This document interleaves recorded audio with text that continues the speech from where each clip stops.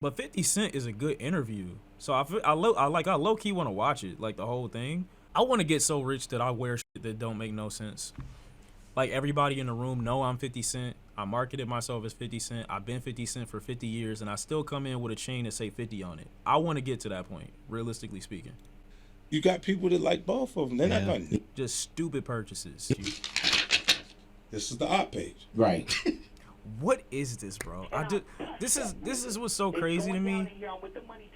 First of all, y'all gotta let me know something. Number one, this cannot be the first time that this printed out page showed up in this interview. On this list, it says the Drake op list, Absol, Adidas. What are we doing? You know what's crazy about this? I'm gonna keep reading. Anthony Fantano, A$AP Rocky, Bobby, whatever the fuck the white girl name is that used to do the podcast with the blacks and then it stopped working and so she switched to the whites. Busta Rhymes, aka Bus. That's what bro call him. Big boy call him Bus. Charlamagne the God, Cheezer Streamer, Complex Music, Dave Free, Daylight, DeMar DeRozan. He's covering up a couple other names. Drake might be on his own op list. You really never know. It might say 2011 Drake. I don't get it. Ebony Prince? Who the fuck is Ebony Prince? What, Ebony Prince? That don't sound like a name. Donald Glover, Ebro, Elliot Wilson, Future, Hitta, Jack Dorsey, and then we get Joe Budden, JPEG Mafia, Kanye West, Kendrick Lamar, obviously, Kid Cudi, Kurt Alexander. I'm not beefing with no nigga named Alexander. I'm sorry, bro. You just too high profile for me at that point. You gonna pull out a sword while we arguing over the phone? What are you talking about? LeBron James, Lil Yachty, Megan, Metro Boomin, Myron Gaines. Who the fuck is that? Omarion. What the fuck Omarion do? He been in the Caribbean being 5'7", minding his business. O'Shea Jackson Jr., Peter Rosenberg, Pharrell. I thought you burned his chains.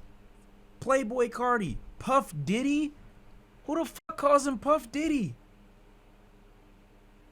Who calls him that? Pusha T, Rihanna, Rick Ross, Rockefeller, Roddy Rick. What the fuck did Roddy do? Rory, Russell Westbrook, Ryan Nice, Schoolboy Q, Screwface John, Serena Williams.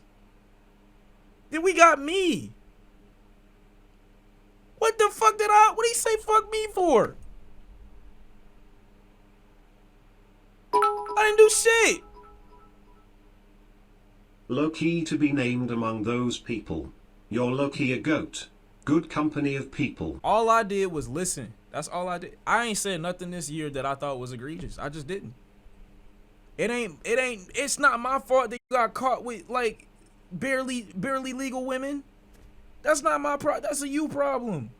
If I highlighted it, my bad. But niggas was gonna find out regardless. Jason. The Jason clip wasn't even that bad. I thought he posted it because it was funny. I ain't even say shit. My bad. Okay? Cool. We're cool with Jason. All I'm saying is, bro, everything bad in my life has been happening recently over the last 5 days. And it's just no coincidence that I end up on this list. Niggas definitely sniped me with COVID from across the Windsor Bridge. Or the tunnel, whatever you call it. Michigan and Toronto not far from each other, bro. I know somebody sent me a package. I'm just saying. Head on a swivel, you can never be too sure. I've lost every single parlay in the last 5 days. It's never happened before. And I'm sick at the same time. Like, dude, this is not a coincidence. Like, I didn't do shit. I want my money back. This man said a good company of people and Diddy is on the list, lol. Chill, bro. Sean's cannot catch a break. Sean Carter, Sean Combs, now Sean C. You're gonna get blown up by a Novo drone. No, I'm Praying not. for you, bro. SZA, TDE, Terrence Henderson, aka Punch, The Company Man, The Alchemist, the BET Awards, the Grammys, the MTV VMAs, the NBA, just the whole association. Then we got the NFL, then The Weeknd. Bro, what's happening? Tommy the Clown, dude. This is why nobody respects Drake fans. Y'all are so ridiculous that you end up getting printed out and shown publicly on a 50 Cent interview. This is the result of y'all's craziness. He was just winning consistently more than everybody else in the culture. And then these people start to turn into people that feel like they're ops all over the page, babe. Because they keep... There's no way 50's doing this. There's no way he's doing this. You're not caping this hard. You're not caping this hard. Absolutely. There's no way. I listened to 50 Cent my whole life, right? This nigga, for whatever random ass reason, is holding up a piece of paper that has my name on it 20 or so years later, right? And the reason he's holding up the list is to say that the people that are on the list are somehow having to convince themselves they're opposition because Drake is too successful to have natural reasons to hate on. This can't be real, bro. I'm serious. It's like life is it's like a parody or some shit. Like somebody have to be writing this shit. Nigga, I was a diehard. I'm growing up, Get Rich or Die Trying, nigga. I'm watching the movie. I'm like, how the fuck did he survive 9 shots? It's impossible. I want to do that. Not that I want to get shot 9 times. I want to survive shit. That's all I was saying when I was a kid. He was just winning consistently more than everybody else in the culture. And then these people start to turn into people that feel like they're ops all over the page, babe. Bro, everybody's sipping the fucking sauce, bro. Everybody's just drinking that Kool-Aid, bro. I don't know what Drake is oozing or what aura or aroma he's bringing with him when he walks into a room with these people, but they just eat it up, and I don't know what benefit it serves them. I don't understand. I don't get it. Why you have to make yourself look insane defending somebody that you could just readily say took a L is beyond me. The connections can't be that valuable to where you can't on record or on wax say, nah, Drake probably did something that this many people, you know, collectively are seeing a pattern of consistency. Like, it'd be different if you said it's just Kendrick fans. You know what I'm saying? It'd be different if you said that. But it's not just Kendrick fans.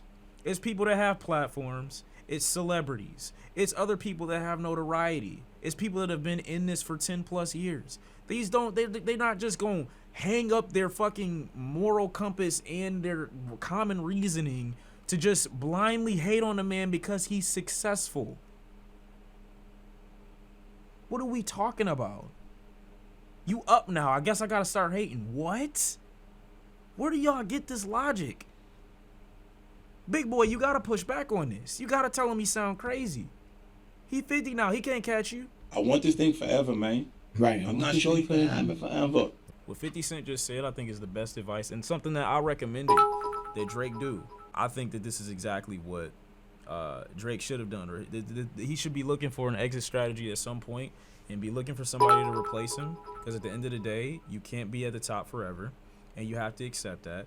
But I feel like there's a level of resentment that's coming along with that, and anybody that vocalizes their disdain with Drake continuously releasing mediocrity but still remaining at the top is labeled a hater by default, and I don't feel like that's justifiable or right. You know what I'm saying? Like, if somebody's at the top for however many years and then they're constantly dropping or been recently dropping mediocrity for like the last 5 years of their career, and people want something else or they want something new and they vocalize that, they shouldn't be labeled hating immediately just because of that. You know what I'm saying? Like, it's just weird. And this imaginary like hater that Drake fans have made in their mind to justify people having this disdain for his music outside of accepting the fact that people have grown up but Drake hasn't is weird. You know what I'm saying? You sitting up here like a 16-year-old high school girl writing names in your diary, or even younger than that, about like girls and boys that you don't like, and they're just content creators. Like, what are we talking about, dude? You expect me to glaze this nigga to the exact same extent that I did when I was 18, 19, 20 years old in 2014, 15, 16, 17? That's what you expect me to do? Come on, man. Come on, let's be honest now. With the music and material he's been dropping, you expect me to be the same level of fan now that I was back then? That's what you want me to do? Come on now, dude. Be honest with yourself. Just like I want 50 Cent to be honest. 50 Cent's one of my heroes. I grew up listening to bro music. Damage for not competing. No. You said no. I don't think so. And you said... Okay. Fuck all that. Who took the L? I be getting tired of interviewers letting the interviewee control the pace of the interview. I be getting tired of that. Y'all be so infatuated with these niggas that you let them take the conversation wherever they want to take it. Answer my fucking question. Who do you think won? You in LA right now talking to Big Boy. I don't give a fuck what you talking about right now. If you think Drake is damaged, if you think Cole is damaged, I'm not giving a fuck about none of that. You saying all this other shit. I don't care about none of that. Who do you think won? 50 Cent. Say it. Say it now. I'm pressing. I'm putting the pressure on you right now. Say it. That's all I'm asking. We get into these other territories. I don't know how J. Cole is a point of conversation when he's no longer in the battle or the beef. You know what I'm saying? I get the hypothetical thought of like, yo, what if he stayed in, or this is what he should have done, or you know what I'm saying? He's not hurting. Because in reality, J. Cole's fan base, the people that were fans of him before, aren't going to all of a sudden stop being fans now that he's out of the race. Same thing with Drake. People not going to stop. I mean, I don't know. Maybe some people did stop being Drake fans. I'm not sure. But I'm sure it's not going to affect his core bottom line. You know what I'm saying? So he's talking all this other mumbo jumbo basically to say, yo, nobody was actually hurt. Nobody's bottom line was that deeply impacted by this. However, you were just talking about the spirit of competition. You were just talking about how interesting it is to see people compete. The best of the best. So who do you think won? But that question, it doesn't get asked.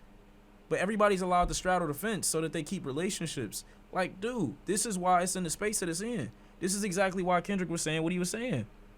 I'm tired of fake fucking with niggas. I'm tired of like the whole, I gotta be politically correct ass niggas. These are the niggas that are afraid of offending the people that they have connections to, but are the same niggas that are saying, like, that people think say the most offensive shit. That's my issue. You can't be calling somebody like a Kendrick Lamar or anybody that speaks on, you know, the issues that he may speak on a panderer, and then at the same time not call these people out for pandering. Because they doing the same thing. Pivoting, not being direct in your questioning, not being direct in your answering, Big Boy allowing him to shift it wherever he want to shift it. It's just like, dude, I've seen this tactic before. Hey, and if I got to be on the list because I'm asking a question and niggas won't answer me, then I'll stay on the list. Okay, it is what it is. There's no way that you are, not for yourself, but for another man that has no clue who you are, on his behalf, making a list of everybody that you think has said something either nefarious or just harmful to him in some way that they would need to be labeled opposition in an iPhone notes tab that you then publicly make available like on Twitter or something like that. There's no reason that a person like that should exist in real time with the rest of us and everything be like all cool. Like this should be the direction where we lead people. When you see some shit like this, like a whole list and shit, it's like, bro, this is what you need right here. Like 100%, fill it out, get you some information, get you some prospects, go ahead and get you some, you know what I'm saying, some connections, you know what I'm saying, hand this out in person. You probably gonna get some calls. In fact, you might even be able to get the job on the first interaction type shit. That's how I used to work a lot of the time. You know what I'm saying? When I was between 14, 18 years old, I'd be going in, I'd just hand in an application. I'd be like, you need some help? They'd be like, yeah, I need some help. And we just start working that day, you know, some shit. So you can get something anywhere, to be honest. You don't even need the internet, to be honest. Just go in and just start asking for shit. That's how I feel. I remember who the fuck is Jason? On God though. On God. That shouldn't even put me on the list. I'm being dead serious. That should not put me on the list. Dead ass. Just got off work. Love right, you, bro. Sean. A year later, I appreciate you. A year later, we still don't know who Jason is.